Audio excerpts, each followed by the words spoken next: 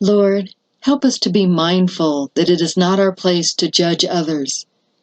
Please fill us with the grace to be loving, kind, and prayerful towards one another. Amen. Mother Clare began. Beloved Lord, thank you for not rejecting me and my weaknesses. Yes, I see. How can I judge another when my sins are running out of me like sand? Good point, my bride. I am thankful that you recognize your own shortcomings in this. There is conviction there, yet it is not being followed. In time it will sink in and connect. But mostly it is very good that you see yourself rightly and not judge. I know you were let down, but you are handling it well. Perhaps another time this could be brought up. Some changes take longer than others in souls who have come from the world. You do not understand the pressures they are under, which cause them to do things that are not optimum. You see your pressures, but not theirs. So it is good to overlook those things in others that seem hurtful to you. Lord, what is on your precious heart? How much, how deeply, and how profound my love is for you and all my brides. I want to talk about you for a moment because you are still short on self-acceptance. Clare, don't you believe in my overwhelming love for you? I have seen where you have come from. I have seen the circumstances of your childhood and early years, and I have much sympathy for you in my heart, because I always see the enemy driving you like a slave driver. He is constantly whipping you with your faults, real or perceived. I hate this. I hate that you must look continually into the mirror of your past and find degradation there. Have you ever noticed how he only brings up the bad things you did? The shameful things that you have repented of? I began to tear up because he is so right. It's like I've confessed these things, but they still trouble me, and it is so demoralizing. Yes, that is the point, Jesus continued. You are loaded with gifts of a superior quality, so he must oppress you with greater vigor. He must waste your time, take shots at your weaknesses, and continually set you up for some kind of fall. But as you can see, I am protecting you from doing those things you will regret. I am teaching you how to love unconditionally, not only with your husband, but with those all around you. Do you know why you are attracted to other things, especially news? It changes the subject and gets my mind off of my miserable self. I have so much to be grateful for. Why do I complain and seek distractions to numb my pain? I hate that I do that. The Lord continued, truly it takes your mind off of yourself, and you get to see another world which is much worse than yours. It also feeds your logic and intellect, and yes, there are times when I want you to see the news and get caught up. That is why I gave you a white heart last night.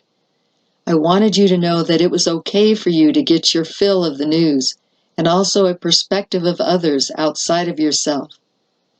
If I could right now, I would take you away with me into the wilderness and just spend the time telling you all the things I love about you, and that you are worthy to be my wife. I have made it so, and I do not look for the perfect, but for the flawed to be my vessels unto honor. I want everyone to see what my grace can do with my little broken pencils.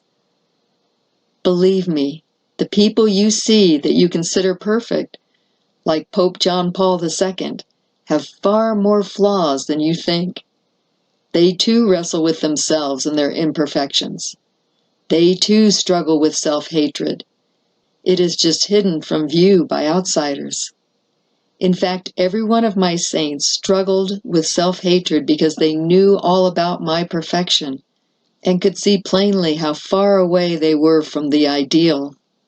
Please allow that to comfort you. And please take this to heart. I do not look for the perfect and accomplished. I look for the broken and useless, disheartened ones. This again is because I want my mercy to be glorified. It is a truth that I don't look for the gifts of those I choose. I look at their hearts, because I can pour all the necessary gifts into them. I only need a heart that longs to be perfect towards me, a heart that sees its flaws and mourns over their inadequacies, hoping against hope that someday I will finish the work I've begun in them. They have filled 50-pound burlap bags with their faults and left them there on the loading dock to eternity, hoping against hope that I will complete what I have begun in them. So I am coming to you on bended knee. My precious brides, believe in my love for you, that you are unique and beautiful in ways that are different from all others. You were created unique and individual, and I adore what you have done and dream to do with your gifts. I love the way you see things, your own very unique perspective.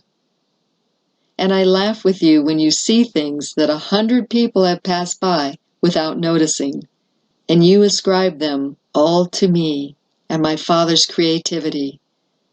How I long for others to notice these marvels of nature and give us glory. I hope that they will someday let go of the long lists of their past failures and faults and give thanks to me that they have the breath of life in them to recognize these very special things. You see the thought that just came into your mind? What did you do with it? I renounced it as the enemy is attempting to pull me back down. That's exactly right. It was a shot from the dark to take your mind off of us and our sweet sharing.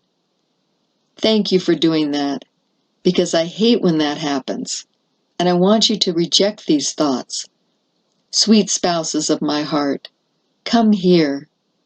Enter into the womb of my love for you and be recreated in my perfected image of you.